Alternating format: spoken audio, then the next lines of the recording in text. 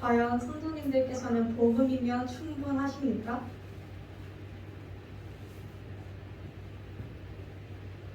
아무도 대답을 안 해주시네요. 그렇다면 다른 질문으로, 지금 나는 예수를 믿고 있습니까? 이런 대답하시네요. 감사합니다. 또는 구원을 받았다는 확신이 내 안에 있습니까?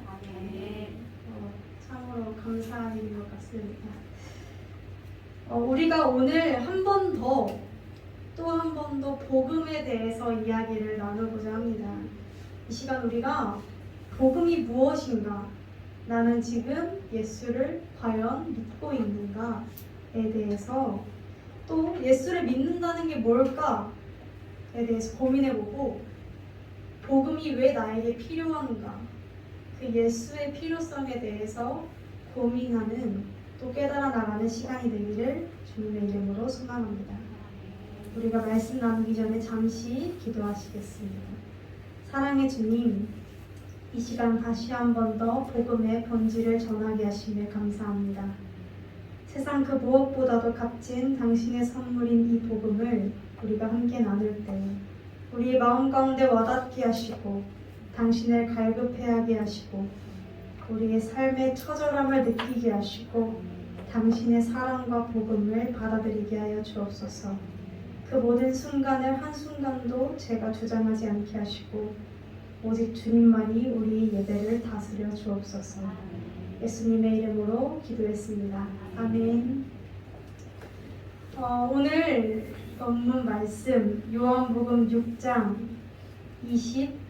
22절에서부터는 부제로 적혀 있어요. 생명의 떡, 이렇게 성경책을 보면 위에 작게 생명의 떡 이렇게 파란 글씨로 적혀 있는 걸 볼 수가 있어요.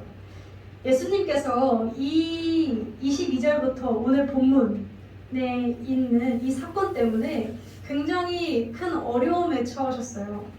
왜냐하면 예수님이 나는 생명의 떡이야 라고 말씀하셨을 때 사람들이 예수님과 예수님을 따르는 사람들은 식인종이구나 라고 잘못 생각했기 때문이에요. 그래서 이제 생명의 떡이라는 말을 그 문자적으로 받아들여서 예수님의 저 사람들은 예수님의 살을 뜯어먹는 종교 집단이구나 라고 착각을 하고 굉장히 이상한 종교라고 생각을 했었다고 해요. 그런 굉장히 논란이 많았던 사건인데, 우선 오늘 본문 상황은 이러합니다. 오병이어 사건 이후의 상황이에요. 혹시 오병이어 사건을 아십니까? 오병이어? 아실걸요? 물고기 2마리와 이제 떡 5덩어리로 이 당시에 예수님을 모여든 사람들이 몇 명이나 되냐면 성인 남자만 5,000명이었어요. 성인 남자만 5,000명이라는 건 적어도 성인 남자, 보통 성인 남자를 기준으로 세니까 한 가족이라고 쳐도 내 식구만 돼도 한 2만 명은 되는 거죠. 그 정도로 많은 숫자가 예수님을 보려고 모여들었는데 문제는 이들이 배가 고팠다는 거예요. 배고파서 이제 막 어쩔 줄을 몰라 하고 있으니까 예수님께서 보리떡 5개와 물고기 2마리로 이 모든 사람들의 배불리 먹이신 굉장히 유명한 사건이죠. 우리 교회 다니면 한 번쯤은 들어봤을 듯한 유명한 사건인데, 자, 그렇다면 제가 질문 하나 하겠습니다. 오병이어 사건은 해피엔딩일까요? 새드엔딩일까요? 빨리 대답하셔야 돼요. 뒤로 넘어가요. 하나만 고르시면 돼요. 해피엔딩일까요? 새드엔딩일까요?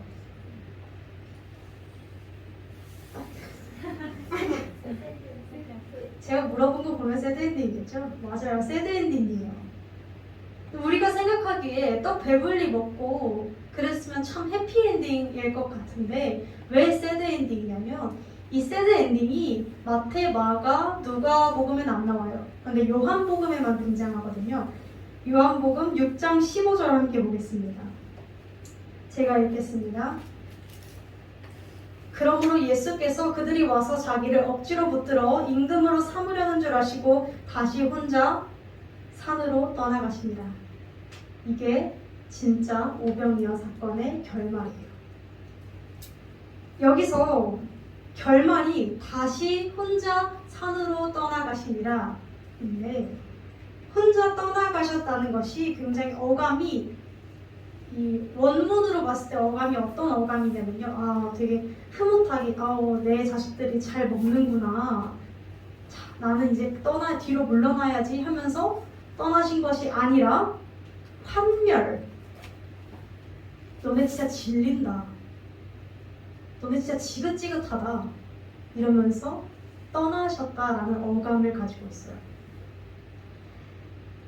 왜 질려서 떠나셨을까요? 예수님께서 먹이시고 배불리 먹었고 왜 질려서 떠나셨을까요? 왜 그렇게 지긋지긋해 하시면서 한숨 쉬시면서 환멸을 느끼시며 떠나셨을까요? 그 이유가 이제 오늘 본문에서 등장해요. 15절 이후에 우리 본문으로 이어지게 되는데, 예수님께서 혼자 산으로 떠나가신 것을 발견하고 제자들과 그 무리들 있죠. 그 무리들이 예수님을 쫓아서 막 옵니다. 그래서 우리 보면은 이튿날 건너편에 섰는 무리가 이렇게 쭉쭉쭉쭉 나타나서, 무리가 거기 없고 예수도 없으시고 제자들도 없음을 보고 예수를 찾으러 24절에 가버나움까지 왔어요. 그래서 25절에 이렇게 묻습니다. 예수님, 왜 떠나셨습니까? 언제 여기까지 오셨습니까? 우리가 그렇게 찾았는데. 이렇게 물었을 때 26절에서 예수님의 반응이 등장합니다. 예수께서 대답하여 가라사대, 너희가 나를 찾는 것은 표적을 본 까닭이 아니요 떡을 먹고 배부른 까닭이로다.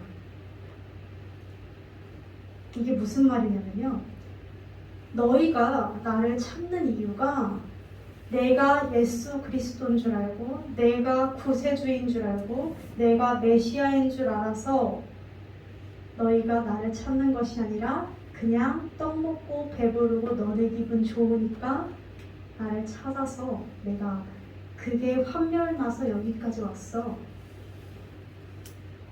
라고 말씀하신 것입니다. 너희가 나랑 있으면 얻어가는 게 있고 나랑 있으면 배가 부르니까 나를 찾는 거잖아. 나를 이용하잖아 라고 말씀하시는 거예요. 15절을 다시 볼까요? 그들이 와서 여기서 자기는 누구예요? 예수님이죠.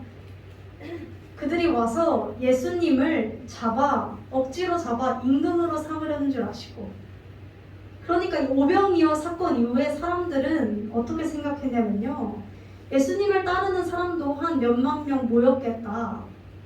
그런데 이 예수님은 식량을 늘리는 능력이 있어요. 어떻게? 왕으로 삼아야지. 이 당시 이스라엘 백성들은 자기 나라가 없었거든요. 왕으로 삼아야지. 이 사람 따라다니면 굶지 않겠다. 이 사람 따라다니면 뭔가 내가 얻어가는 게 있겠다. 그러니까 빵 늘려주는 기계 정도로 생각한 거죠, 예수님을. 근데 사실 이 모습이 오늘날 한국교회와 많은 기독교인들의 모습이기도 합니다. 내가 얻어갈 것에 집중하고 나의 복에 집중해서 예수를 믿고 열심을 다하는 삶. 그렇기 때문에 예수님도 환멸을 느끼실 뿐만 아니라 안 믿는 사람들도 환멸을 느끼죠. 왜 저러냐? 예수님 보통 비그리스도인들은 예수님을 싫어하진 않아요. 뭘 싫어하는 줄 아세요? 교회를 싫어하고 기독교인들을 싫어해요. 예수님의 그 선행과 사랑에 대해서 부정하진 않아요. 그게 되게 놀라운 사실이더라고요. 그런데 그 예수를 따른다는 기독교인들이 똑같으니까 싫어하는 거예요. 오히려 더 자기 이득 챙기려고 하니까 싫어하는 거예요. 세상 사람들도 느끼는 마음을 하나님께서, 예수님께서 모르셨겠어요? 아시죠? 너무 잘 아세요. 근데 우리는 이런 질문이 들 수도 있어요.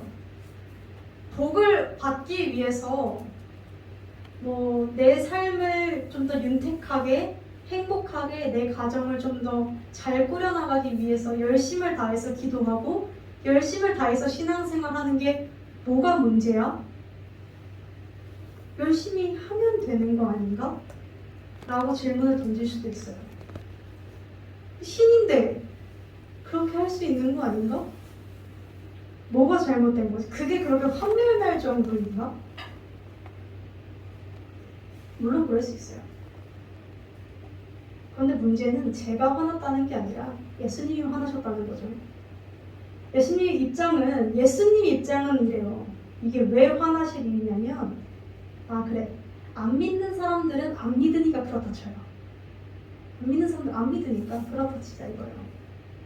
근데 적어도 예수님을 찾고 교회에 모인 사람들, 이 본문 속에서는 예수님 때문에 모인 무리들은 뭐 때문에 모인 사람들이죠? 예수 때문에 모인 사람들이에요. 그러니까 예수 때문에 모여서 십자가 달아놓고 예수 때문에 모여서 예수님 사진 걸어놓고 뭐 그렇게 하는 거잖아요. 그렇죠? 그런데 이들의 관심이 예수님이 아니라 각자 개인에게만 있다는 거예요. 굉장히 모순적이지 않나요? 나의 배부름과 나의 만족과 나의 관계 회복과 나의 영적 체험, 나의 은사, 그러니까 나한테만 계속 관심을 가지는 거죠. 이건 예수님을 믿는 게 아니에요. 나의 신념을 믿는 것이지. 이러한 신앙이 계속되면 찾아오는 문제점들이 있어요. 어떤 문제점이 있냐면 나의 만족을 예수님이 채워주지 않으면 우리는 예수님의 존재 자체에 대해서 의심하며 예수님을 떠나게 됩니다. 예를 들어서 내가 예수님을 믿게 된 것이 기도를 했을 때 정말 기도 응답을 받았어요. 예를 들어 내가 정말 고심하던 갑자기 뭐가 있을까요? 나의 관계 회복이 예를 들어 됐어요. 예수님 살아계시구나. 알았어요. 근데 거기서만 머물러 있으면 만약에 나중에 내 또 다른 관계가 예를 들어 망가졌을 때 우리는 이렇게 생각하겠죠. 예수님이 없구나. 떠나게 되는 거죠. 그러니까 예수님을 나의 관계 회복의 도구, 예수님을 나의 사업장 확장의 도구, 내 아파트를 주는 예수님, 나의 배부름을 채워주는 예수님, 나의 기도 응답을 빨리빨리 얻어서 나의 삶을 윤택하게 해주는 예수님이라 생각하며 우리는 쉽게 예수님을 떠나게 될 수 있다는 거예요.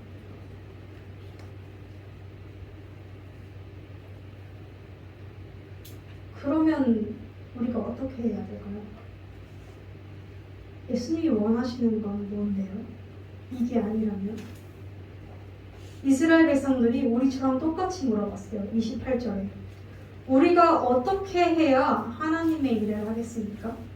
그러니까 당신이 원하시는 건 뭔데요? 이렇게 물었어요. 그러자 이렇게 대답하십니다. 하나님의 보내신 자를 믿는 것이 하나님의 일입니다. 하나님이 보내신 이는 누구세요? 예수 그리스도. 그리고 오늘 본문 속에서 예수님은 스스로를 이렇게 설명하세요. 나는 생명의 떡이니 나에게 오는 자는 결코 줄이지 않을 것이요 나를 믿는 자는 영원히 목마르지 아니하리라. 다시 말해서 예수가 나의 생명, 나의 구원이심을 믿는 것이 하나님의 일이라는 것입니다. 사실 이게 결론이에요. 이게 결론인데 좀 뭔가 와닿으시나요? 안 와닿지 않나요? 와닿으세요? 안 와닿죠? 저도 안 와닿아요. 더 애매해졌을 거예요. 왜 애매해지냐면 나 예수님을 믿고 있는데? 나 예수님 믿는데? 이런 예수님이 나 때문에 십자가에 달려서 2000년 전에 돌아가시고 믿는데 그런 생각들이 들 거예요. 교회를 다니시는 분이시라면 모두 다 믿는다고 대답하겠죠. 그런데 우리가 왜 애매해지냐면 아는 것과 믿는 것을 착각해서 그래요. 사실 진짜 정말 성경 이런 거 다 빼고 솔직하게 생각해보자고요. 예수님 이야기는 사실 2000년 전 중동에서 일어난 일이에요. 그러니까 다시 말해서 이런 거죠. 2000년 전에 중동에서 어떤 까무잡잡하게 생긴 한 사람이 죽었대요. 근데 그게 나 때문에 죽었대요. 믿어지세요? 안 믿어지는 게 정상이에요, 사실은. 안 믿어지죠. 당장 내 옆 사람이 죽었는데 이 사람이 나 때문에 죽었다 해도 그게 믿어질까 말까인데 2000년 전에 죽었는데 나 때문에 고맙긴 한데 진짜 나 때문에 맞아? 라는 생각이 들겠죠. 근데 목사님이 앞에서 막 설교하시고 또 제가 막 설교하고 또 뭐 성경에 그렇게 써있고 하니까 옆 사람도 다 그렇다고들 하니까 뭐 그런가 보다 하면서 머리로 아는 것과 내가 정말 믿는 것과 어느 순간 교회에 젖어 들어가는 착각하게 돼요.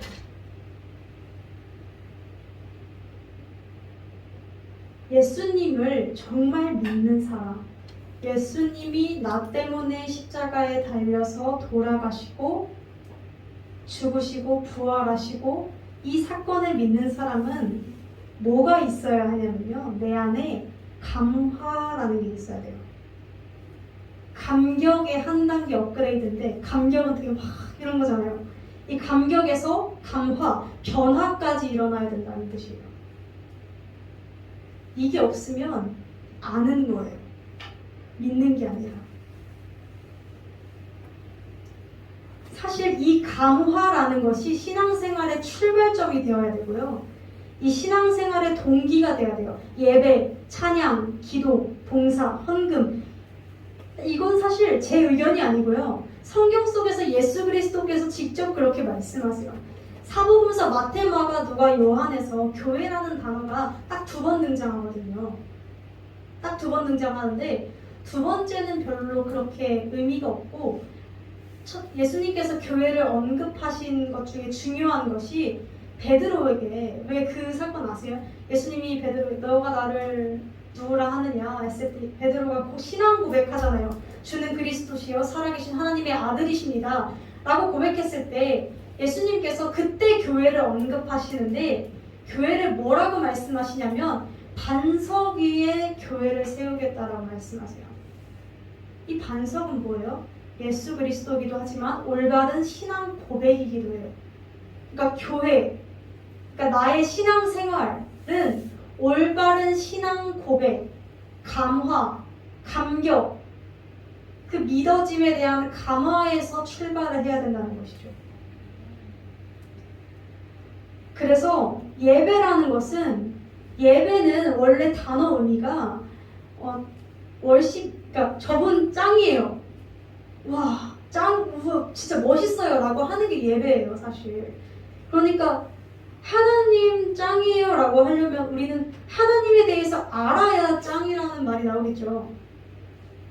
찬양도 똑같죠. 찬양은 내 마음의 고백, 그걸 운율로 표현하는 거잖아요. 그것도 하나님이 정말 믿어져야 터져 나오는 거죠. 노래가. 봉사 왜 해야 되냐면요, 이 놀라운 복음의 이야기를 나 말고도 다른 사람들이 다 알았으면 좋겠는데, 저기 저 할머니가 예를 들어서 다리가 편찮으셔서 교회 못 오신대요. 그럼 내가 차량 봉사 가는 거예요. 운전면허 있으면. 그게 봉사예요. 이런 것들이 복음에서 시작되어야 한다는 거죠. 그런데 이 감화가 없는 신앙생활은 주로 어떻게 이어져 왔을 거냐면요, 보통 예수님을 제외한 다른 외부적인 동기들이 이유가 되었을 거예요.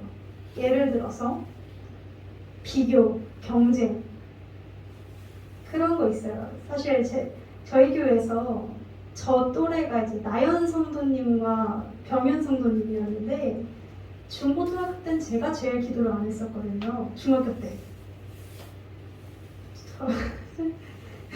그런 말이에요. 나연이는 기도 열심히 하는데 예지는 기도 이런 얘기를 들었는데 물론 듣고도 안 했지만 그런 비교 또래가 얼마 없으니까 이 친구가 하면 당연히 저도 해야 되는 것 같고 그런 비교 경쟁 또 뭐 있어요? 부모님의 강요 있을 수 있겠죠? 또 예를 들어 친구 만나러 나오는 거 이런 것도 다 이유가 되겠죠 사실은. 또 뭐 있을까요? 제가 뭘 적어놨냐면 뭐 새벽 예배 나오면 박수 쳐주고 사람들의 인정 칭찬받으니까 기분이 좋은 거예요. 내가 뭔가 좀 그러니까 다른 데서는 그런 말을 안 들어봤는데 교회 나오니까 좀 내가 착하고 열심히 하고 그렇다는 말을 들어요. 그러니까 하는 거예요. 또 뭐 있을까요? 집사님 수요 예배 안 나오시면 집사님 사업장에 큰 문제가 생길 겁니다. 제가 예를 들어 강단에서 이런 말을 했다고 쳐봐요. 집사님이 무서워서 교회 수요에 빠지실 수 있겠어요? 못 빠져요. 이런 것들 하나하나가 예수님이 아닌 다른 동기라는 것이죠, 사실은. 이런 외부적인 동기가 있으면 사실 결과는 빨리 낼 수 있어요. 무서우니까 다음 주부터 안 빠지시겠죠. 사실 원래도 안 빠지셨지만 무서워서 안 빠져요. 인정받는 게 좋으니까 교회 나와요. 사실 저는 옛날에 친구 좋아서 나왔는데 친구 좋으니까 나랑 제일 친한 친구가 교회에 있으니까 나오는 거죠. 할머니가 목사님이니까 나오는 거죠. 옛날에 그랬다고 해요. 그런데 이게 이 복음 없이 신앙생활이 이루어질 수 있거든요. 복음 없이도 신앙생활은 할 수 있어요. 복음 없이도 기도 열심히 할 수 있고요. 복음 없이도 예배 드릴 수 있고 봉사할 수 있어요. 그럴듯한 사람일 수 있어요. 그런데 문제점은 일단 첫 번째로 언젠간 지쳐요. 갈수록 이 질문이 될 거거든요. 내가 왜 해야 되지?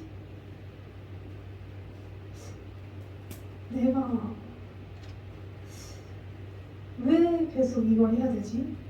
너무 힘든데, 지치는데, 뭔가 얻어가는 수확도 없는데. 사실 그렇거든요.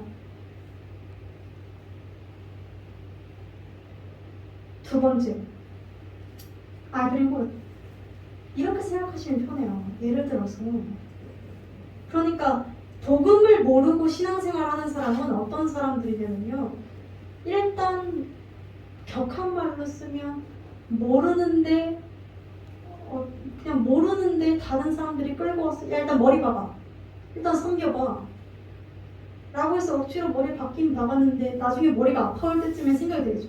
내가 왜 머리를 바꾸지? 이런 생각들이 들 거예요. 두 번째, 공로주의, 경쟁주의로 변질 위험이 크죠. 예를 들어 내가 새벽 예배 나와서 칭찬을 받았어요. 자, 그러면 이제 옆 사람이 보이기 시작합니다. 저 사람은 새벽 예배 왜 안 나오지? 이런 거. 경쟁. 사실 교회는 경쟁이란 게 없어야 되는 단체, 공동체인데 어떻게 보면 교회가 제일 경쟁이 심하죠. 비난이 심하고.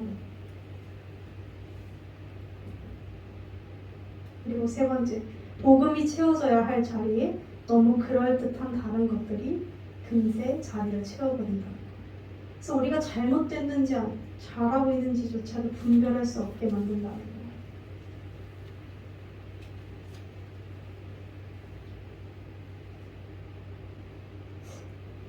제가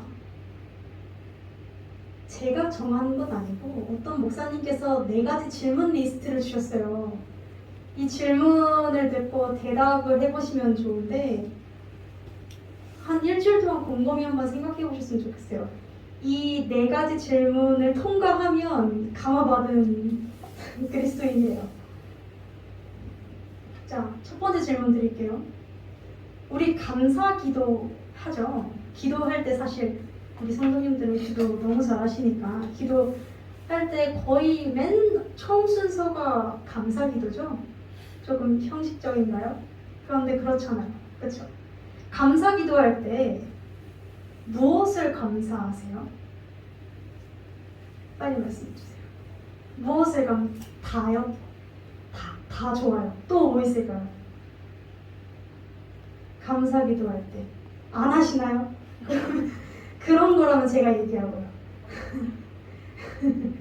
보통 우리는 안전, 건강, 오늘 하루도 지켜주심에 감사, 오늘 기쁜 일이 있었으면 그 기쁜 일에 대한 감사, 이런 것들을 많이 해요. 그런데 우리가 잘 안 하는 감사가 있어요. 무슨 감사요? 나의 생명을 건져주신 구원에 대한 감사. 구원에 대한 감사가 정말 절절하게 흘러 터져 나오나요? 오늘따라 대답이 없으시네요.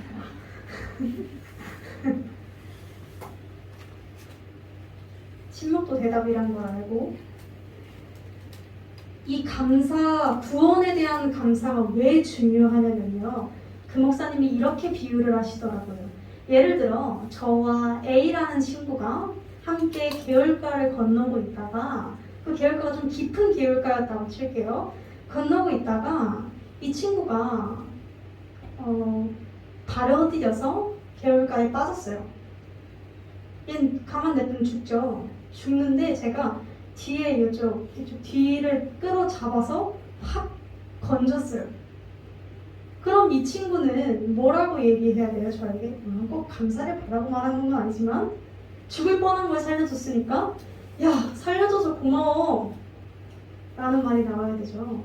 그런데 예를 들어서 이 친구가 제가 이렇게 건져 끌어올렸는데 저한테 살려줘서 고마워가 아니라 야, 네가 이렇게 잡았을 때 등이 좀 시원하더라, 야 고마워 긁어줘서 라고 말한다면 이 사람은 어떤 사람이에요?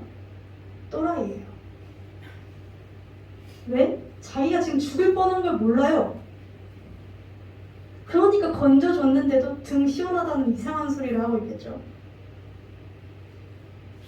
다시 돌아오자고요. 구원에 대한 감사가 없어요. 그럼 어떤 사람이요? 내가 죽을 뻔한 걸 모르는 사람이에요.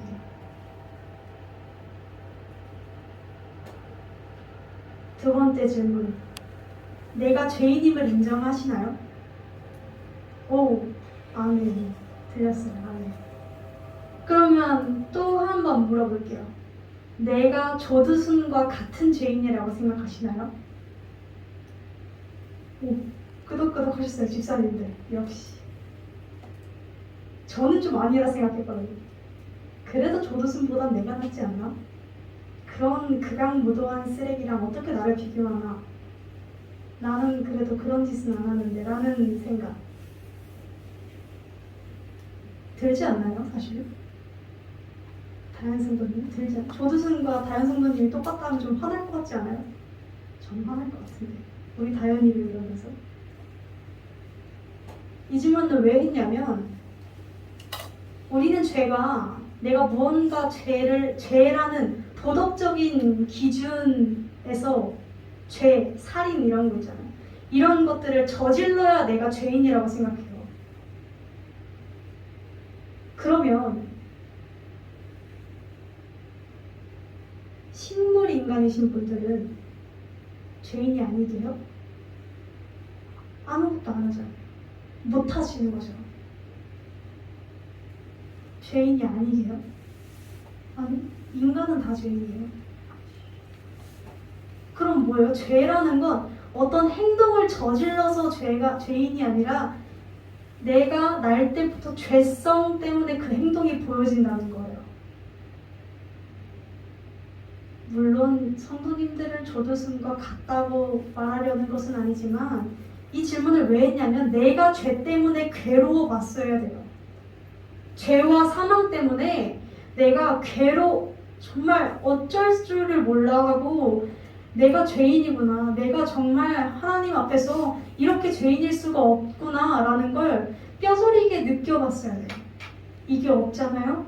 그러면 예수님을 모르는 거예요. 세 번째, 시간이 없네요. 어떡하지? 세 번째 질문. 예수님을 어느 정도라고 생각하세요? 예수님에 대한 고마움이 우리 보통 이렇게 비유해요. 이순신 장군한테 고마움과 예수님에 대한 고마움 둘 중에 뭐가 더 커요? 목사님은 예수님이라고 말씀하셨어요. 그런데 우리가 생각해보자고요. 예수님 영상 아시죠? 그 영화, 예수님이 이렇게 막 피 흘리면서 그 올라가는 그 영화 보면 우리 되게 막 눈물 나, 예수님 나 때문에 이래요. 근데 이순신 장군 영화도 내 죽음을 저에게 알리지 말라 하면은 사실 눈물 나요. 막 웅장한 음악 와 깔리고 막 우리나라를 위해서 눈물 나요. 그러니까 이 정도 위인에 대한 감사인지 정말 내 생명의 은인이라고 생각하는지 이것도 한번 생각해 보셔야 되고요. 마지막, 이건 실제로 성경 속에서 요한이 이야기한 건데, 나의 삶 속에 불편함이 있는가? 무슨 불편함이냐면 예수님을 따르는 그 율법을 지키고자 하는 불편함이 있는가? 율법은 사실 뭐냐면요, 하나님 사랑, 이웃 사랑이에요. 내 마음, 내 삶, 내 오늘, 어제, 일주일의 삶이 하나님 사랑, 이웃 사랑 때문에 내가 손해를 봤나? 내가 불편해졌나? 를 생각해 보셔야 돼요. 왜냐하면 감화된 그리스도인이라면 이게 자연스럽게 터져나올 수밖에 없거든요. 그래서 제가 이 질문 4가지를 드렸죠. 그런데 이 질문 4가지를 생각해 보실 때 이건 권면이 아니에요. 이렇게 돼야 됩니다가 아니라 그냥 질문이에요. 체크해 보시라는 거예요. 우리가 수도꼭지를 돌렸는데 물이 안 나오면 수도꼭지 자체가 망가진 거예요. 근데 이 망가진 거에다가 물을 쥐어짜서 짜내라는 것이 아니라 이 수도꼭지 자체를 갈아버리잖아요. 지금 망가졌으니까. 왜냐면 수도꼭지는 돌려서 물이 나와야 정상이거든요.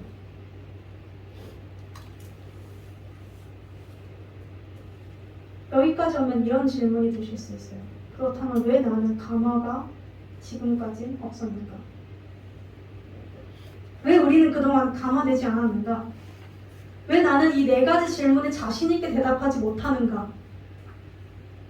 이유는 간단해요. 예수님 없이도 살만해서. 혹시 굉장히 좋아하는 음식들이 있으신가요? 전 있어요. 전 삼겹살이에요. 굉장히 좋아하는데 그 삼겹살이 그 맛있는 음식 하나씩 생각해 볼까요? 우리? 그 맛있는 음식이 내 눈에 들어오지 않을 때가 있다면 언제일까요? 뭐 간단하죠. 입맛이 없을 때죠. 입맛이 없을 때죠. 허기를 잃었을 때. 허기가 없으면 배불러서 토할 것 같으면 음식 보고 싶지도 않아요, 사실. 뇌가 나 지금 배고픈 상태구나, 나 지금 나에게 먹을 것이 필요하구나 라는 것을 인식할 때 우리는 음식에 대한 필요성을 알게 되죠. 신앙도 같아요. 복음의 필요성, 예수님의 필요성, 그 감화라는 걸 느끼기 위해서는 일단 우리가 죄와 사망에 대한 비참함을 느껴봐야 돼요. 이게 시작이에요. 이거 없이는 아무것도 이루어지지 않아요. 왜? 복음은 사실 죄와 사망의 해결이기 때문에. 자, 강단에서 맨날 이렇게 이야기하죠. 예수님이 여러분 때문에, 여러분의 죄 때문에 십자가에 달려 죽으셨어요 라고 외쳐대는데 사실 내가 죄 때문에 그닥 힘들지 않았고 사망이라는 것 때문에 그닥 힘들지 않았다면 우리는 이렇게 외쳐대는 외침 속에서 어떤 생각이 들어요? 고맙긴 한데 뭐 나 때문에 죽었다니까 고맙기는 한데 굳이 그럴 필요가 있었을까? 나는 살만한 것 같은데 뭐 고맙긴 해. 고맙긴 하고 뭐 그래 나를 사랑했나 보다. 근데 그래? 라는 생각이 들지 않나요?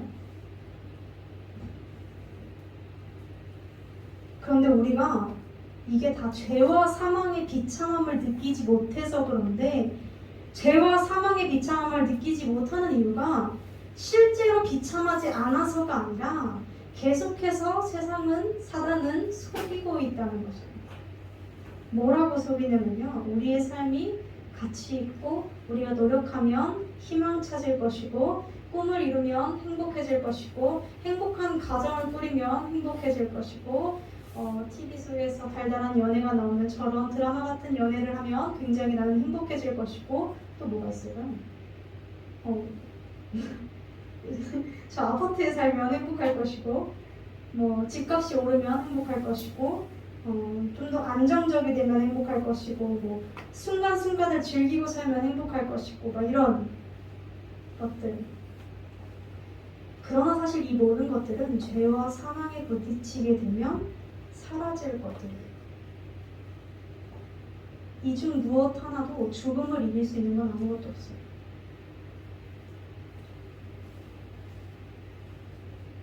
우리는 사실 생각해보면 안 믿는 사람들도 공감할 수 있는데 죄 때문에 힘들어요. 두 가지로 힘들어요. 타인의 죄 때문에 힘들어요. 난 가만히 있는데 저 사람이 괴롭혀서 힘들어요. 저 사람의 죄, 저 사람의 악행 때문에 힘들어요. 매일매일 그 죄들과 맞서서 부딪히면서 살아요. 우리는 사실. 그리고 또 뭐가 있어요? 나의 죄도 있어요. 우리는 평생 악한 마음을 억누르면서 살아요. 억누르지 않고 사는 사람들도 있겠지만 억누르면서 웬만하면 살아요. 하지만 평생을 고민하면서 살겠죠. 사망에 대한 두려움은 두 가지가 있겠죠. 첫 번째는 이별에 대한 두려움이 있을 것이죠. 내 사랑하는 사람을 잃는 것에 대한 두려움. 또 두 번째는 원초적인 두려움이겠죠. 죽고 나서 어떻게 될까? 소멸, 내가 사라지나? 에 대한 두려움. 성경 전체에서 말하고 있는 핵심 줄거리는 딱 이 팩트 하나예요. 우리의 삶과 우리의 상태는 비참하다. 너희 그대로면 진짜 죽어. 너희 그대로면 진짜 죽어. 너희 정말 비참하다니까?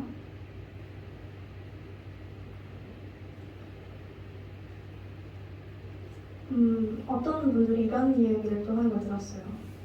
그럼 그리스도인들은 너희 힘으로 할 줄 아는 건 아무것도 없고 무기력하게 예수님만 의지하냐? 라는 질문을 들었었는데 사실은 아니에요. 사실은 원래 그리스도인들이 더 활기차야 하고요.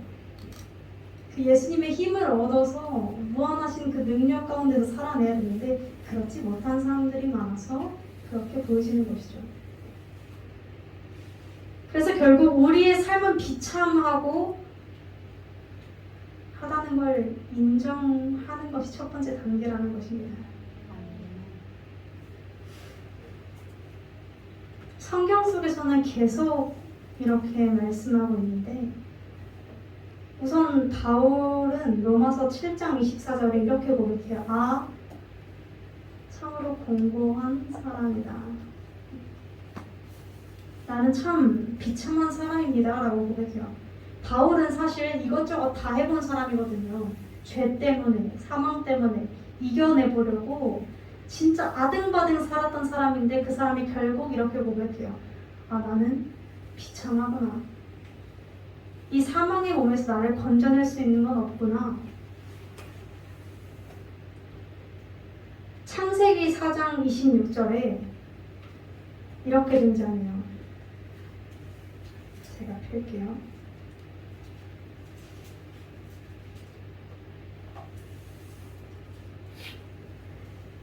셋도 아들을 낳고 그 이름을 에노스라 하였는데 그때 사람들이 비로소 여호와 이름을 불렀더라 라고 해요.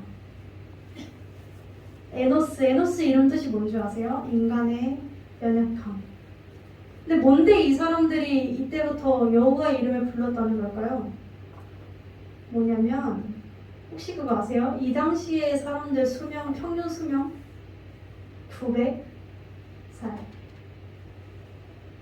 이건 제가 이야기하는 게 아니라 과학자들도 증명이 된 건데, 노아의 홍수 이전엔 사실 우리는 뭐 대기권, 뭐 성층 이런 대기권 이런 게 있잖아요. 그 위에 물층이라는 게 있었다고 해요. 그래서 이 오존층을 우리 피부에 노화를 막아주는 층이 하나 더 있어가지고 우린 지금 100세 시대인데 그 당시는 더 살았던 거예요. 900살 정도. 자, 900살 정도 살았어요. 최초의 인간 누구예요? 아담이죠. 아담 900살까지 살았으면 아마 내 아들의 아들의 아들의 아들의 아들의 아들의 아들의 아들까지는 봤을 거예요. 그렇죠? 그렇죠?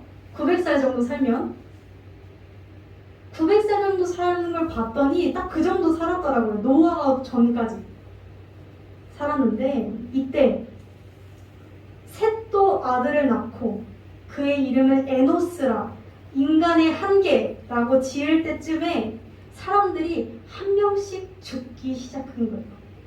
이 사람들은 태초의 인간이니까 죽음이라는 걸 몰랐을 거 아니에요. 그렇죠? 사실 그렇지 않나요? 우리야 뭐 죽음을 매일 보니까 그렇지만 뭐 알았겠어요? 사실? 몰랐겠죠? 몰랐는데 처음에 하나님이랑 단절되고 나서 그래 우리 힘으로 살아보자 어떻게든 으쌰으쌰 농사 짓고 해보자 하면서 살았는데 900년이 지나는 그 시간 동안 한 사람 한 사람이 병들어 죽고 하는 걸 눈앞으로 보니까 이 사람들이 생각하기 시작한 거예요. 아, 진짜 안 되는구나. 내 힘으로 안 되는구나. 인간 연약하구나. 한계가 있구나. 우린 죽을 수밖에 없구나. 그래서 이때부터 여호와의 이름을 불렀다는 거예요. 우리 안에는 이런 마음이 있어야 합니다. 우리의 연약함을 깨달아야 해요. 생명의 떡의 필요성, 나의 구원의 필요성을 느낄 때 우리는 간절히 주님을 찾게 되고 주님은 본문 속에서도 말씀하시죠. 나에게 오는 자는 내가 그 누구도 떨치지 않을 거야. 밀어내지 않을 거야. 쫓아내어 결코 내어쫓지 아니하리라라고 하시죠. 사랑하는 성도 여러분, 나의 마음에 감화가 없다면 다른 기도를 먼저 할 게 아니라요. 내가 죄인임을 깨닫게 해달라고 먼저 기도하시기를 원합니다. 40절에 이렇게 말씀하시죠. 마지막에 내 아버지의 뜻, 하나님의 뜻은 아들 예수님을 보고 믿는 자마다 영생을 얻는 이것이니.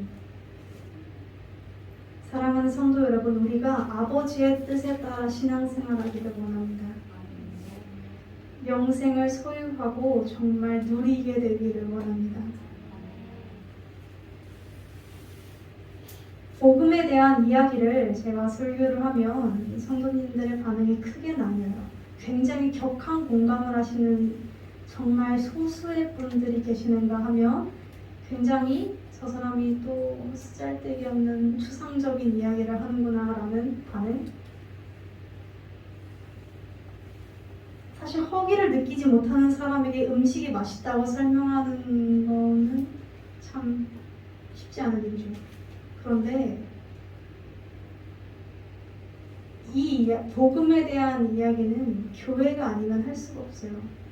사업장, 내 삶에 대한, 내 진로에 대한 이야기는 다른 데서도 들을 수 있겠지만 복음에 대한 이야기는 교회에서밖에 할 수 없어요. 그래서 진리도록 아마 이야기를 할 것 같아요. 사랑하는 성도 여러분, 우리 아버지의 뜻에 따라 신앙생활하기를 원합니다. 영생을 주시는 예수님이 옆에 계셔도 빵만 먹고 싶어 하던 그 이스라엘 백성들이 아니라 나의 연약함을 직면하고 주님을 바라봄으로 영생을 누리게 되는 저와 여러분 되기를 주님의 이름으로 간절히 소망합니다.